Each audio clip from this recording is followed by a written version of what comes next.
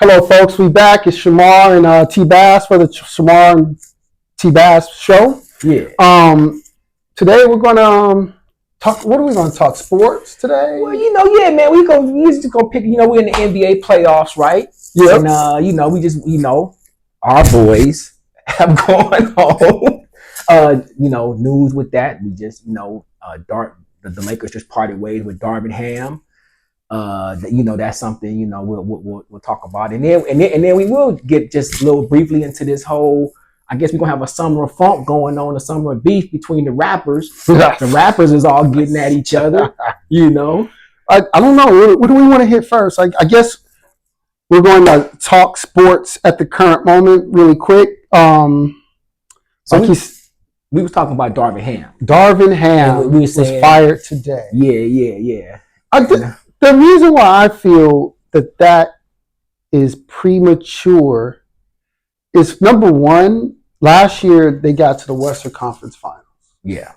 And they got beat by a team that wasn't necessarily they were the better team. They won. Yeah. This year, every game was close like last year. Yeah. It came down to one or two possessions. And I guess you could say coaching could lead you to win those one or two possessions, but it's debatable, bro. Like, I felt like it was a collective failure by the Lakers.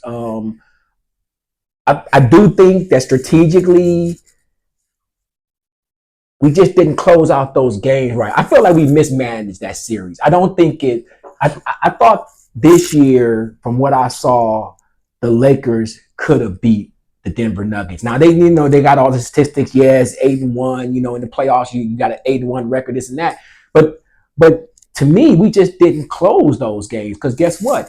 We also have that statistic that said that we led the series 70% of the whole series. Now that part was cold-blooded. And so what it came down to is you didn't manage the last 5 minutes of those series properly, and that is, I think it was a coaching issue, and it was a player's.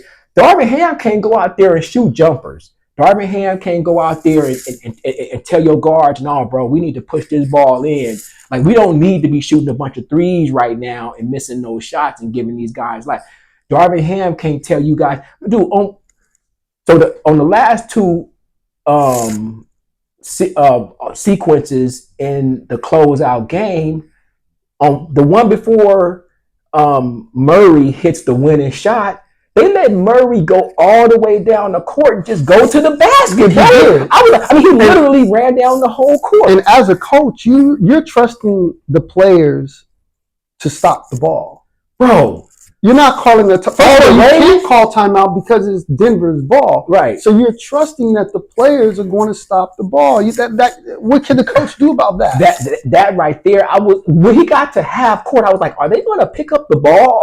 And he just basically coasted all the way to the court. So I think it's a collective failure. It's a collective failure. I don't think the players played up to the expectation of the coach. And I don't know if Darvin Ham necessarily knew when to stop the bleeding, because I don't know, game 2 or whatever. I didn't even watch that game because, wifey was in the living room. She was watching her program. I said, I can go listen to it on the radio. So I went in the room and I listened to the game.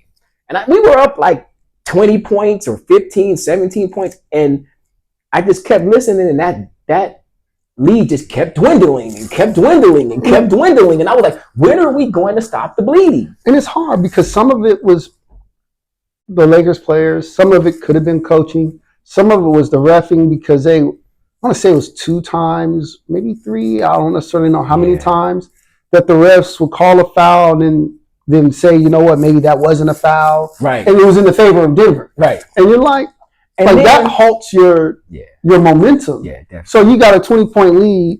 It gets down to 15. Say you make a 3, or you make a and 1. Right. Now this can go up to 18 points, but the refs then turn around and say, "Oh no, that's marginal contact." And I'm gonna keep it real. Bro. The refs They let them play in this series. To me, They let them play all playoffs. Like that was, and I won't say it's one game or two games. No, to me, they were like, we're not calling them ticky tacky fouls. It's been like that since the All-Star break. I believe I was listening. It was TNT, one on ESPN. They was having that conversation that it was a collective agreement amongst the refs after the All-Star break that they would stop calling ticky-tack fouls and let the players decide the game. Right. Make it more like 90s style basketball. Right. And since then, I think that the league has appreciated that approach rather than calling it because first of all, you slow the game down. Right. Yeah, you're not getting them touch fouls, bro. Like them touch fouls, it just wasn't happening. And so that's what I see happen to the Lakers. So what do you see going forward? What do you think they should do? There's a lot going forward. First of all, you got to get a coach. Well, you got to get a coach. There's the LeBron issue. I mean, what are you going to do with regards to retaining LeBron, or if he wants to go somewhere else? And a lot of different organizations they got a lot of decisions to make. The Dubs got decisions to make, but like we was talking about one day, I think the changing of the guard is happening in front of us. Right. And like all these old players are becoming old. Right. And I don't know if they're that old, but basically the veteran players, right? Like the veteran players are so everybody's at home. KD fishing with LeBron and LeBron asking Steph Curry to pass him the bait. Where the tackle box at, player? Where the tackle box? Yeah, I don't. I would, because most people would say everybody got to get traded. And I would say some people have to get traded. The Lakers seem like they're hell-bent on keeping LeBron. And yeah, I don't know. I don't know if I would use him as a bargaining chip or. I mean, so Milwaukee's got some, they Giannis. But Giannis was hurt. I don't know. I think the Pacers probably would have still beat them. Even Lillard was hurt too. He played Game 6. I mean, Damian Lillard. He didn't play. No, he played Game 6. Yeah, he did. He played. He played last night. Oh, did he? Yeah, he played. Because I went to the box score. I went to the box score to see if he played. Yeah, they were saying he may not play, but he did play. And a lot of these teams, man, like it's gonna be they talking about maybe Durant going back to the Dubs. They saying, that's a rumor out there that actually may happen. That's not off the table. I thought I saw that James Jones, the GM for Phoenix. Mm-hmm. I thought I saw that he said they're going to run it back. That they're going to run it back. And I saw that. It's a conversation. It has to be. It has to be a conversation. So the conversation is, because the conventional wisdom is, why would he do that? That's a backwards move. They're not going to do that. Been there, done that, right? But no, that may be doable. Yeah, I think what it is the same thing with Lillard and Giannis. Mm-hmm. Year one. Yeah, you can't. Yeah, you try to base a championship on year one. No, you can't do that. You kind of got to give these guys a couple of years to like settle in, get role play. Because you try year one, okay, these role players don't really work with these guys. Right. So now that we've had a full year of experience with these guys, let's get some different role players that better fit our pieces. And I think that the run it back approach for Phoenix makes sense. Is okay. No. For the Lakers, you've been running it back. Well, you said for Phoenix, but then Phoenix. But for the Lakers, the running back approach, I'm not sure that would work. And it could work for Phoenix, but then they're saying that they're going to blow it up. We don't know. We're not insiders, but I tell you this though, I think what would work for the Lakers, and you mentioned it, and I hadn't even thought about it because I was thinking about myself, right? I was thinking, but honestly speaking, I had ruled out Durant back to the Warriors because of what I just said. And they're not going to do that. Been there, done that. They didn't possible. But Durant to the Lakers player. That could be I think if Durant went to the Lakers, I think the Lakers could get the ship next year. This is what would be hard about that is Durant's not a free agent, so they would have to trade for him. Yeah. And if you have to trade for him, then you lose a lot of your You team lose to some- get them. some So then, stuff, yeah. you know, I'll tell you, I was looking at Trae Young. He's a free agent, if I'm correct. And somebody like a Trae Young, Right. that a point guard that can score. The only problem is he's small. I don't like small. Yeah, you don't like small guards. I like small guards, Yeah, but to guard Murray, right, nah, you gotta need something right, more than that. right. So that's what this episode is about. We just wanted to check in because it's been a minute. So let me ask you a question. Okay, so let's just cut to the chase, man. Like, so what do you think? Finals? Who you think gonna be there? Celtics and somebody. Right. Because the West is hard to call. I don't know. I would venture to say either Denver. I don't think it's gonna be Denver or Minnesota. Like the winner of that series. Yeah. But I mean, it could just as very easily be Indy. Like what do you call it? The Mavericks. Yeah. Or the Clippers. I mean, all of those. Well, that's happening tonight. That's happening tonight. So the Clippers got to step up. They got to extend that series and try to get a win out of that series. I tend to think that the Mavericks are going to finish off Clippers. Here's what I will say about the Denver thing. I don't see Denver repeating. I don't see them repeating. I think the Lakers actually exposed Denver a little bit. And I'm like, and from what I've seen out of the younger teams, they look crisp, bro. They look very crisp. And I'm like, I don't know if you guys are going to have enough juice. Now, maybe because those teams get smaller, Jokic can kind of, because to me, the MVP of this series was actually Murray. Murray bailed you out twice on 2 big shots. It actually. No, he really did. He really did. Like the Lakers could have easily have won that 4-1. Right.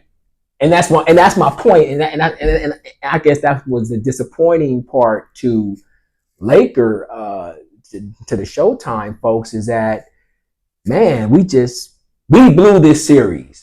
We like that. That's what I saw. I was like, no, you guys just didn't win it, bro. You had it. You just you just didn't close. That leads me to think about Minnesota. I think Minnesota matches up well with Denver, because you got Rudy Gobert, who's actually taller. Yeah, and you got 2 bigs. You got 2 bigs, right? With Williams over there and with Rudy, and then you got backup with Reed, and you they got a handful of players that can get in there that's just as big as that team, and match up with them. It's just a matter of, can you shoot with them? Yeah, because when Denver get hot, it's a problem.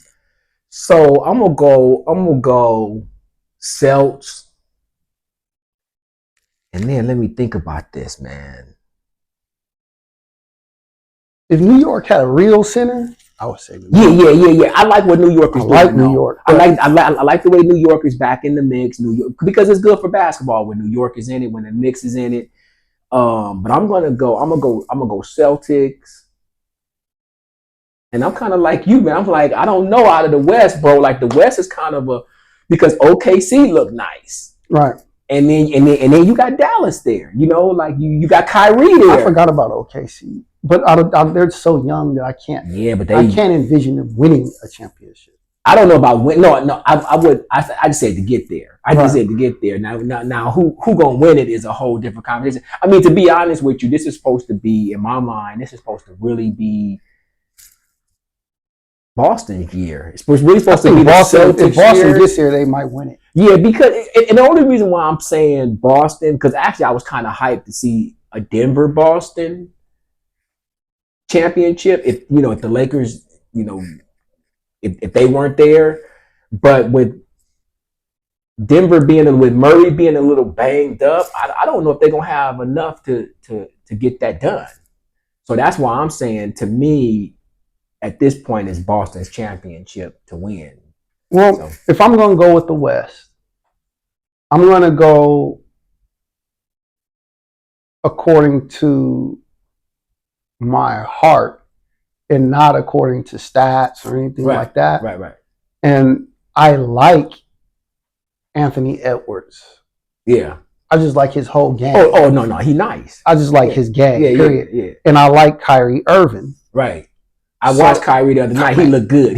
Dude, Kyrie is amazing. Yeah. That dude be doing some stuff. Yeah. Man, he was like, I was like, man, I haven't watched Kyrie in a while. Man, lefty, righty. Yeah. Man, this, there. But I think Doncic is a little slowed down, so that's why I don't know. He's hampered, right? Knee hurt, right. So that's why I don't know if they gonna have enough juice. He's like, to me, like Joel Embiid, Doncic. Right. He's like this really pivotal piece on your team, but he's fragile. Right. Every time it comes to the playoffs, right. You hurt. Right. And it's like, oh man. And then what's going? And then that opens up the thing. Like, what about Joel? Is Joel actually going to be like, you know what, man? Because I watched Joel after they lost last night. Right. He just kind of stayed on the court. He didn't just bounce out to the locker room. He kind of stayed there. He kind of watched the ticker tape coming down, and I was like, what is he thinking about right now? Is he thinking, damn, I'm watching this happen. I'm going home another year. Again, you know? The Sixers' issue is, to me, their mistake was made all those years ago when they let Jimmy Butler go. Oh yeah, that's it right there. They could have won a championship by now. Right, they would have won a championship had they kept Jimmy Butler. If they had kept Jimmy. Let Tobias Harris go, keep Jimmy Butler. They could have even kept the other cat that left. Jimmy Butler was the key. Yeah, because Jimmy is just a beast. Yeah, man. Yeah, he's a beast. So I don't know. I would like to see, but then here's the deal. Mm-hmm. Joel Embiid, you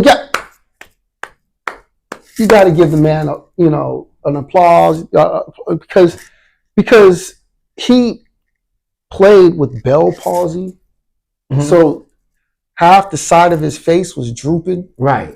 He was having migraines. Yeah. He was tearing up. Yeah. Drools coming out the side of his mouth. Yeah. Because then half the side of his face is messed up. Now he wants it, bro. He wants it. And then he's messed up with a knee. He's hampered with a knee. Yeah. So you kind of got to give him, the clap. Oh no. You got to give him a standing ovation because how much more do you want a man to sacrifice? I mean, you went for it, bro. You guys just didn't have enough. I think he's on the wrong team. Now, right. Joel Embiid played with New York. Yeah.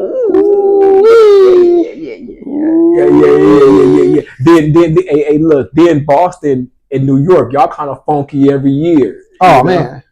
So yeah, that's my take. I'm gonna say Minnesota. You're going Minnesota and Celtics. So you going Minnesota Celtics. That's an ugly. It could be. It seems like an ugly match because just the word Minnesota and championship. I don't know why I'm having such a hard time kind of getting on board with Minnesota. Because it's Minnesota. When was the last time they won a championship? Yeah, exactly. And I'm kind of who am I? I'm secretly pulling for OKC. I'm just because they look so nice on the court when I watch them, man, and they some young bucks and they just running it and it looks fun, right? And so I guess maybe that's why I'm just like, I don't know, man. These OKC dudes, even though everybody's like, oh, they're too young to win it. I was like, listen, they may be young, but they just all like those losses and disappointments are not part of their consciousness. So they're just like, no, we can go get this. I don't even know if it's just their youth. I'm not sure that I like Chet Holmgren. I like the young guard, the main guy, Alexander. Yeah. I like pieces of the team. Yeah. But I don't like OKC. No. I mean, we don't care nothing about OKC. And I think that's the part that I got to get over. It's like, man, I really don't like Minnesota for that matter. Right. I really just like Anthony Edwards. I like Anthony. I like Rudy Gobert because I was saying the Dubs should have went and got Rudy Gobert when he was on the market. I was like, hey, dude, y'all should like Draymond Green and Rudy Gobert. Yeah. Now now people was like, oh shit, like how we gonna deal with this, right? And then I like the Wolves. I just like that whole concept of the Wolves. You got to play the Wolves, huh? Ooh, that's ugly, So what you think your Dubs gonna do? they got it, man. I don't know. Like that's a big question. Like, will they retain Clay? Will Clay be there? You know, what you gonna do with Draymond? Do you want to endure another season with Draymond and his antics? I think Kerr basically feels like they're fine. They just need to add a couple pieces. Right. And so the three and so when we talked, I was like, no, I think the Dub strategy needs to be addition and not subtraction or anything else. So yeah, I think if you could keep the core in place, I think we're never going to see the old Klay Thompson again. It's a wrap on that. But he did turn his stuff around coming off the bench, and we still have a score. He's still one of the best shooters in the league. I hate that he didn't score any points that last game because actually I thought that was Klay's chance to shine. I thought he was going to have a big night that night. Right. So to not score at all, I was like, well, damn, what happened with that? But I mean, it happens, bro. Like I think one of these other stars got shut out for the night, and it was like, wow, you got shut out. I think that the Warriors' whole thing is you just need to add a piece. Like what would Kevin Durant? Well, here's the thing: Kevin Durant ain't gonna be enough. But if you add Kevin Durant and you add another big, because they need another big, bro. But that's kind of been the last. Well, shit, they just won not too long ago. So I mean, it was 2 years ago, but yeah. So I think they're old. I don't know. I think teams are getting younger. Right. It's even though Curry may be playing lights out, right? He still makes old people mistakes. You know, those careless mistakes that you make from just. He's always made those mistakes. Yeah, but all of them are doing it. You can see in the way that they play. Right. That they make those old people mistakes, like dribbling mistakes and mental mistakes, or they don't necessarily almost like how Usher. Careless. It's like careless. No, I was gonna say almost like how Usher in his 20s, his little spin used to be like, and now it's more like.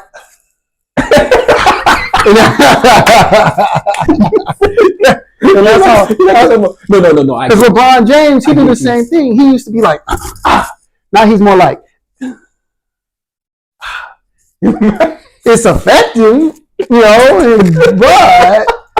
but there's youngsters that's over here like, and these guys aren't. They're doing their thing, right? But they look kind of old doing it. Yeah. No. Definitely. Pace. They're kind of stuck in the same pace, right? Like, so who did I notice that with? I noticed that with it was kind of like Westbrook a little bit. I was like, Westbrook missed like 3 looks at the rim in a row, but Westbrook plays the same way. And no, you know who made it apparent to me? CP3. That man, it was CP3. He like a boxer, just fell off overnight. Like your game is like, I was like, bro, you're stuck in a pace. Yeah, you slow. Right, and it's like no, that's like basically the what's the game, the basketball game, like NBA. So basically, when I watched CP3 this season during the playoffs, I was like, that's the 2019 version. Like I'm watching the 2019 version of CP3 in 2024. Right? It was the playoffs, and CP3 was backing somebody down. Right. And it used to be where he'll get you, face you up, and then kind of skip on you. Now he kind of turns his hip and tries to back you down. That's a surefire sign that your wiggle is gone, your first step is gone. Right. You can't get him like this anymore, so you got to turn your back to him and kind of hip him up, get him with the hip. And you know what? I know exactly what I know exactly what you're talking about from real experience. When we played that year, and I hadn't been on the court in a long time, and I tried to like give a dude that and then go this way, right? Like that's how I would normally get you, like and then I'm going to the left, right? But I did the at one point, dude kind of reached in there and took it, and then I was like, damn, okay, that's not gonna work. Right? so then you start playing with your back. You start playing with your back to the I player. did something similar the last time I played. I went to the park and I got the ball and I started on the fast break. I ran down court and the guy was in front of me and I said to myself, oh, I'm gonna run right past him and I'm gonna hit him with the Right. And then I got up to him and he went to go hit him with the and in my head I was doing the Right. But in reality I was like, Like, oh no about that. Like the quickness ain't there. And then the ball slipping all out my hand. Right. Your I hand just dribbled it. My hand was right. So then I had to resort to turning my back and putting my hip on right. and then just passing it away. Right. So let me pass the ball to someone who can dribble. Right. Who skills is up to par. This is how those guys look to me. Yeah. No, like they do look old. Like except for Curry. Curry still kind of got that wiggle. But listen, it's real talk. Even when I watch Curry, I was like, Curry bring the ball up at the same pace every time. It always looked the same, right? And when you young, you may run it up. I was like, yeah, they're getting stuck in a pace, dude. And after a while, you got to break out of that pace. Well, your body only lets you do so much as you get older, and that's what I say. All these guys are getting old. Like Durant is mid-30s, right. Curry's mid-30s. Right. 3 or 4 years from now, these guys, all of them, may not be playing. Right. Because I'll tell you who's the team that's going to really be the team to watch. They fell off this year, but next year, they're going to be a problem. Who? The Memphis Grizzlies. Oh, yeah, Memphis. Oh, yeah. When Ja get back, you got to answer to Ja. Right. And Ja can play. He can lead his team to a championship. Right. And if they get you better hope, and you better hope that they don't, like you said, they don't put a nucleus around him. And they play so badly this year that they might get a high draft pick. Don't let them get a center. Right. Like that Edney or Etsy, whatever that guy's name in Purdue. Don't let them get somebody somebody 7'4". Right. Yeah. That is not what the league needs. If they get a real center, and then they get their guy back, because they already have a center. He just was injured for basically almost a year and a half. Okay. So if you add another big guy, a young one, with the one they already have,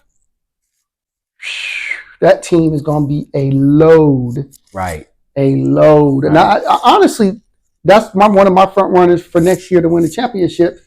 If the Lakers don't retool, and if all these other teams don't retool, because the Lakers could very well retool. Yeah.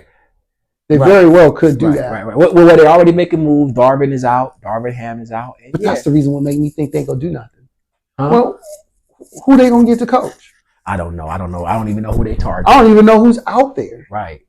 That's equipped enough to be able to lead the championship, the Lakers to a championship now. And then that becomes a chemistry issue too, right? Because the players have to get used to the new system, new thought process, and all that other stuff, man. And the Lakers, if they keep LeBron and keep AD, their attitude is, well, no, we're getting this coach to win this year.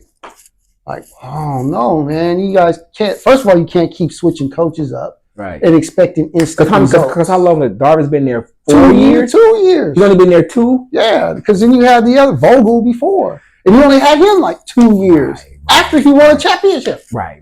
But see that's Laker Nation too, though, dude. Laker Nation always be like heads must roll, right?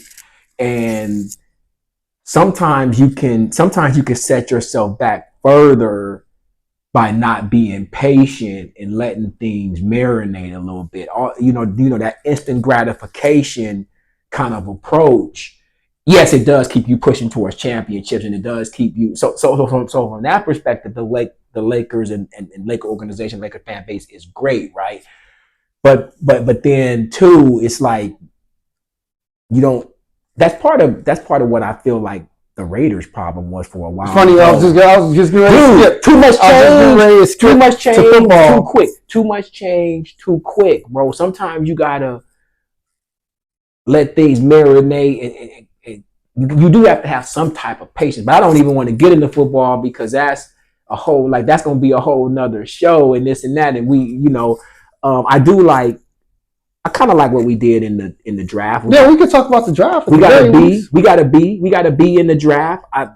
This Brock Bowers kid, I want to see what he could do. I think that our offense got better. So you guys need another receiver. We got another receiver. Who? Gallup from the Cowboys. You guys need another receiver. right. No. So we added Gallup. Yeah. You know who's out there? Who's that? He's a free agent. Who? From New Orleans, Michael Thomas. Okay, I'm not familiar with that man. Can catch. He's been injured for the last 2 or 3 years. Right. But as a not a main target, right. That'd be a great pick. Listen. I think our receiving core is nice. I like our receiving core. Devontae Adams, Michael Gallup. We got Myers, we got Trey Tucker, we got the two. We got the two. You got Mayers for tight end. You got two tight ends. We got two tight ends, Mayers and Bowers, and I like the fact that O'Connell changed his number to number 12. I was like, bro, get off that number 4, bro. You can't rock number 4 because number 4 is salted out with the Raiders. That's Derek Carr's number. I was like, bro, take that shit off. We don't even want that shit to see that. We don't even want to see that's that bad luck jersey. Take it off. No. And no disrespect to Derek Carr because Derek Carr did a lot for her. Derek Carr's a Raider for life. No disrespect there, but you can't come behind Derek Carr on number 4. So I like the fact that he went to number 12, which is Stabler's old number. I'm just a little leery about their running back situation.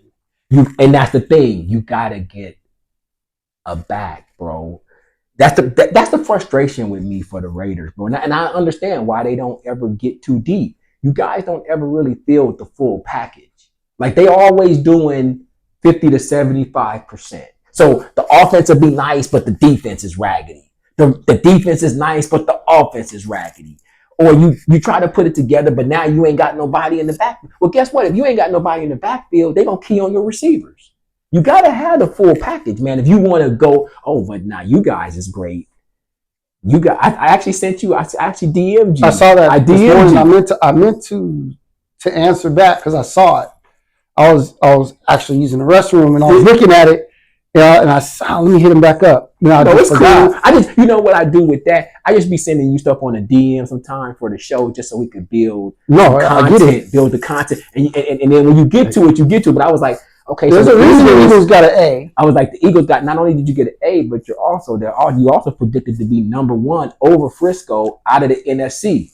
It was number 1 over Frisco all the way up to week 11. Right. Like that, I mean, from that point, they fell down. Right. And people make it, there's a narrative out there that really bothers me. And I hear these sports analysts say this, and I'll be looking like, what the hell are they talking about? The narrative that Jalen Hurts fell off. Right. Fell off. Right. Okay, so he didn't live up to the expectations that maybe we all may have had. Right. Because of the year before. Right. And they say, yeah, but last year he just had a bad year. What are you talking about? He had 36 touchdowns, right, which was like second in the league, tied with Josh Allen. Mm-hmm. He had like a lot of yards rushing, maybe 3,800 yards passing. Right. He's accountable for 4,000 something odd yards. He goes to the Pro Bowl. Just because he didn't live up to the expectations that yes, granted, he did throw a lot of interceptions. He had turnovers. Right. He missed a lot of open players. He didn't play well in certain games. Yeah. But for the most part, he wasn't all pro. What are you guys talking about? No, he's literally on. You know what y'all issue last year was, dude. After you guys defensive coordinator, offensive coordinator, right. And after you guys made that Super Bowl appearance, you guys gave away a bunch of stuff on that team. That's everything. You dismantled your team. And people aren't realizing that on defense they lost a lot of their starters. A lot. Right. And lose your defensive coordinator or offensive coordinator, which Jalen did say something this year that he's tired of that, basically. He didn't say he's tired of it. Right. He just basically said, I would like to have some consistency. Which is code for I'm sick of you guys switching up on me, right, and then turning around and dogging me out, right, when you switch up on me, and that's right. been happening to him since college, since high school. And guess what, bro? And then like you say, y'all didn't run the ball. Like you just abandoned. Wasn't running the ball when they needed to. Right, and you want to know what? And you want to know why they're why your quarterback got more picks and this and that because they keying on the pass. Yeah. So anyway, well, Philly got an A right. in the draft. Right. I think it's well deserved. They got a couple of corners that was necessary. Yeah. I like the fact that they got Jeremiah Trotter Jr. Don't expect you to know who that is, but right. his father played for Philly. Right. And he was like a Philly linebacker legend. Well, I see that you guys got those 2 DBs, and that was crucial. Yeah. You guys got your secondary right. So, I'm gonna say this. I've already contemplated it. I'm probably gonna make that bet again. I got to stand on that bet with him. Bro. I got to stand on 9 games. I got like we got to move forward. The Raiders got to keep moving forward. Yeah, so 9 wins is a must, bro. And I'm going to hold on to 12. 10, like for me, that was just the bet that we came up with. Like he was like, y'all not going to even give 9 wins. And so I'm going to stand on that again this year. But our schedule they're going to have to man up this year, bro. Because that NFC North, you play everybody in the NFC North. And you got to go at least 500 there. So, but I'm going to stand on that 9-game bet. But my personal expectation is always 10 wins. Like 10-win minimum, man. Like that, to me, that's a successul year. If you go over 10, now that's a good year and you should be contending. I'm going to say 12. So your expectation 12 is wins. 12. Yeah, 12. And I heard one cat, was it? So what would that be? 12 and 4? What would that be? 12 and 5. 12 and 5. I heard 2 cats predict that Philadelphia wouldn't win more than 5 games this year. Wow. That's what I said. I said, really? They got that bad that they won't even win 5 games? Is that your prediction? I was like, oh, okay. Yeah. We'll see. Yeah. That's a little far-fetched to me. You may want to put some money on it, man. That's a little far-fetched. You may want to put some money on it. You may want to put some money on it. If Vegas is coming out saying they ain't gonna win but 5, I'll put money on it. I haven't even looked at the Vegas. Like I'm pretty sure they got to win more than 5 games. But no, I'm not talking about for you guys. I'm talking about for us. I'm saying I don't even know how many games they have us winning this season, and I'm actually looking forward to the schedule. So we talked about when the schedule come out. It's probably like by mid-May. By mid-May, I want to see who we open up against. I want to see what that first 5 games looks like. But yeah. So I get those questions answered. But I'm saying Raider Nation, my expectation is 9 minimum.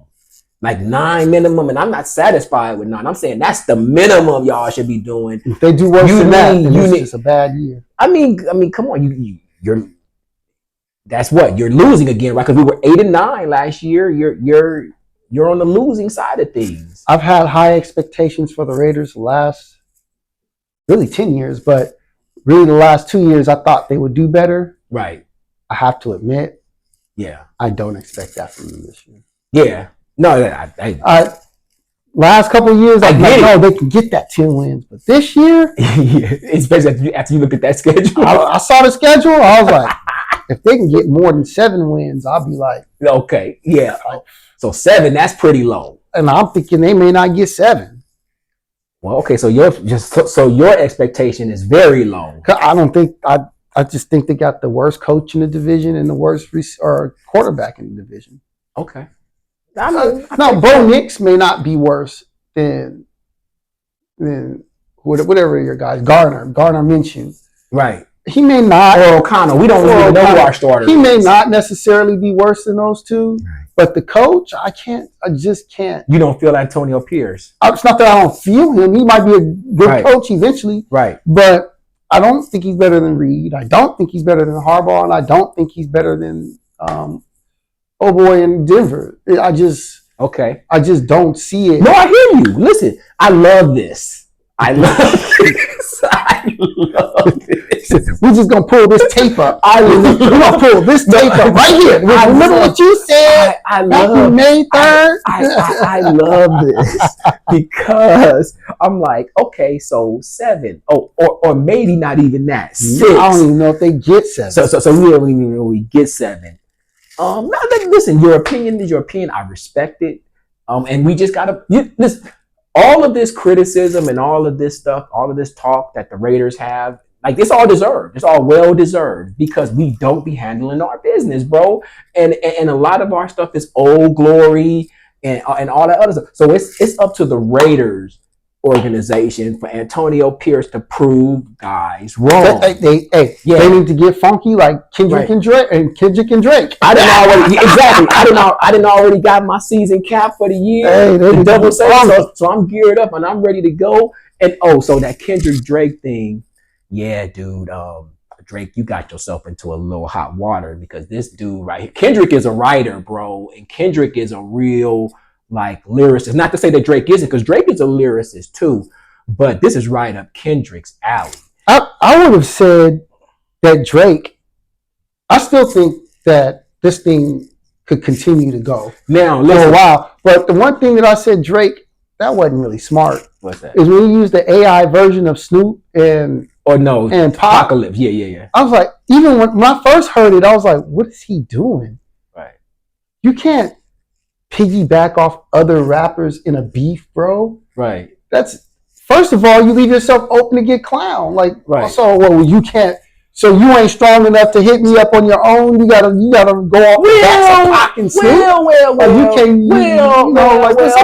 wait. And then Pac's people reached out and said they didn't appreciate. Right, they didn't appreciate. He should have, from a business standpoint, he should have contacted them and told them what he was going to do. He should have did it. Period. Then you wouldn't have ran into that. But listen, what's his name? Metro and them and Future and them, they piggybacking off of NWA. And they shit, because you use that beat, and we already know that beat is carrying that song. But we use beats all the time, right? That's an ancient practice. Did they actually use? He used their voice. He used their voice. Like he rapped his own lyrics, but he used AI to sound like Pac and to sound like Snoop. Right. And it's like, no, bro, you can't try to have them. You can't. Well, Kendrick did already else to sound. So Kendrick did already released. So he hit him with the Euphoria thing, right? The Euphoria, and that shit is hard. How it come in, I like his change ups and all that other stuff. But he didn't already hit him with a part 2 on that. So now, he keeping the pedal to the metal, and now Drake. I do want Drake to respond. He is. I did. Like he got to respond. So here, Drake ain't going nowhere. So look. So here's where I think that this gets cool, right? Like, well, so I told my boy, I was like, hey, listen, man. The only thing I don't like about this, I've listened to some of this stuff, and it sounds like they're just throwing shit out, and the production quality is low. I'm a music guy, so I'm like, y'all got to pick up the production, bro. Because to me, the whole battling thing back and forth also goes down to the music, right? So when Snoop and them was funking with the East Coast and all, Dre was killing them with the beats. And so that was my only criticism. My only criticism was those beats, that music is kind of whack, bro. This is really more about the rappers getting at each other. I see that part. Okay, that was really my only criticism on it, is that the production could have been stronger. I feel that. Right. Because like that Snoop song with I didn't like the whole thing. Right. I didn't like the voices. Of course, it's Snoop and Top Pop. Right. I didn't like the beat. Right. It just right. It was like it just sounded like some shit that like you threw it together last night. You threw it together. Like you was drunk last night, and he was like, yeah, run that. Yeah. And then you started blurting some stuff out, and you say, I sound kind of drunk. Put the AI on, make me sound like. But here's how I think that they can turn it into something kind of cool, right? It's like, okay, so Kendrick then dropped 1 Euphoria, then he dropped part 2 on Euphoria. So now he knee deep up in Drake. So now Drake comes back to respond, and they should battle all summer. That's what they will do. Battle all summer. Like I said, Drake ain't going nowhere. Right. Like all these Kendrick Lamar fans who are out there, he gonna kill Drake. I don't know about that. Drake is a megastar. He ain't like this. This ain't Eminem versus what's the cat that he just battled the tall white guy? Forget his name. Oh yeah. This ain't that. Yeah. What's his name? This ain't that. Machine Gun Kelly. Yeah. This ain't Eminem versus Machine Gun Kelly. Right. These are two heavyweights we talking about. Right. Drake ain't going nowhere. But you know what though? Here's where it falls off. And here's where I like what Kendrick brought to it is when I first started listening, I was like, man. So y'all just basically talking about each other and getting personal and shit like that. That's what Right. That's a different type of beef. Right. And so my thing is that I was like, we don't want to hear like at some point it has to turn into something else, right? I agree. Because how many times can you insult? I agree. And bang on each other on a personal level. I agree. And now we didn't introduce some other stuff where Kendrick is now talking about, you a light-skinned dude and all this other shit. None of that has nothing to do with right. And so I'm like, wait a minute, bro. Like I respect y'all battling on some lyrical shit, but when it starts getting on that kind of stuff, I'm like, okay, I can't like this. Here's what I will say. I know J. Cole glad that he bowed out of this. I was happy that he did. When he said he apologized, I'm glad he did that. Right. Because I don't think J. Cole is more about unifying rap rather than dividing it. Right. And I think for him, it was like, nah, Kendrick be out there on the real. Right. I be trying to be on the real, so I can't just start clowning like that. Right. And Drake, he's more of a material guy. He's like into material stuff, the material world. Right. So this is right down his alley of battle. Right. Now, as far as who's the better lyricist and all of that, Kendrick just very well may be the better lyricist. Right. But this ain't about lyricist. This is about musicianship. Right. This is about being an artist. Right. And Drake is every bit as good as artist and musician as this guy. So my whole thing is, if you want to press T-Bass, pick up the production, because I don't want to hear some shit that, like you say, sounds like somebody just handed. Like it got to be hard, bro. It got to be hard. And all of that personal stuff. Rap battles back in the day, even though they did get sort of personal, it was about me being the better rapper, me being a better lyricist. Right. Now you guys is not battling about being better lyricists. You guys are battling about some old personal stuff. Right. And like you said, there's only so much you gonna tell me that's gonna move me. Right. You did this, or you had this lady, or you had this guy, or whatever it is that you may say. After so many songs, you run out of insults. Right. So then it gets corny. It's corny. So here's what I will say on this whole thing. Yeah, I do want to hear a response for Drake. I feel like Drake has to respond because Kendrick then made 2 drops. Because the whole thing was, they was on Kendrick because like, oh, Drake dissed you, but now you ain't got no response, right? And then Kendrick clarified that by like, no, I was working on my response. I wasn't going to just jump out there, whoop, and throw some shit out there. And so now I do think that Drake needs a response to close it out, and maybe that's where that sits. Or like I said, if y'all want to keep it going, maybe this just becomes the summer of battle rap, 2024. It might be, because I'll tell you who got into that, and I sat there and was like, because Mo was listening to it, and I can't remember the guy that Chris Brown is funking with, but Chris Brown is in a battle with some other cat, right? And I can't lie, Mo sitting there listening to it, I was like, ooh, who's that? Ooh, he kind of flowing right now. Who's that? Yeah. And that's Chris Brown. Chris Brown, get the hell out of here. Because I know he can rap because he's done it on BET where they do the freestyle flows. I've actually seen him rap. He has I know he's got that. With 41. Oh man, his battle rap with Homeboy. When I heard that, I was like, I don't know. Yeah. You got a singing cat all on top of you. And to be quite honest, Chris Brown as a rapper sound better than 60% of the rappers that's rapping now. Right. And like you said, it's about artistry, bro. Yeah, he's an artist. Yeah. He's a real artist. Honestly, I want to see what comes of that. I would rather see those. I wouldn't say rather. I want to see more of those two get back, because they both was actually. I heard both of their comebacks or both of their songs, right? The tracks, right? I can't say that I liked one better than the other. But I'm gonna keep it real, bro. Like I do want to jump on your point. I think the more powerful thing is unification. Oh, that's and that's where I want to see these young brothers grow. Is that we know that y'all can get at each other and attack each other and tear each other down. We didn't learn from all of that, bro. Like throughout the years, and the worst beef was the Pac Biggie shit. You know what I mean? Where the whole coast got divided, the world got divided, and brothers ended up dead. But put that same energy into creating some positive shit, and creating some unity, and create like I like to see that too. Now, not that I'm about competition, and I get it. This is warrior energy and all that other stuff. But let's keep it into that perspective, and then too, I also would want to see. Okay, so that's cool. So y'all, but now what's positive? What positive is going to come out of that? Out of this, I was happy to see J. Cole bow out of that. Yeah. I would like to see if they unify all of them being able to make something together, rather. Yeah. Then, because I think they could make better music. Right. I think that is good for the moment. Right.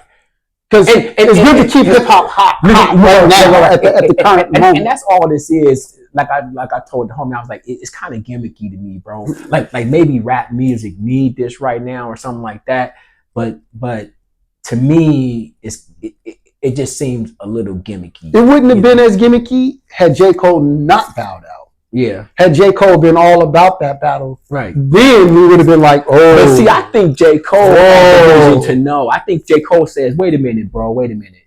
Because to me, J. Cole is a conscious rapper. That's what in I'm a sense. Like I want to say he's part owner or owner of one of those basketball teams in Africa. Right. So J. Cole is all about unification of brown people. Right.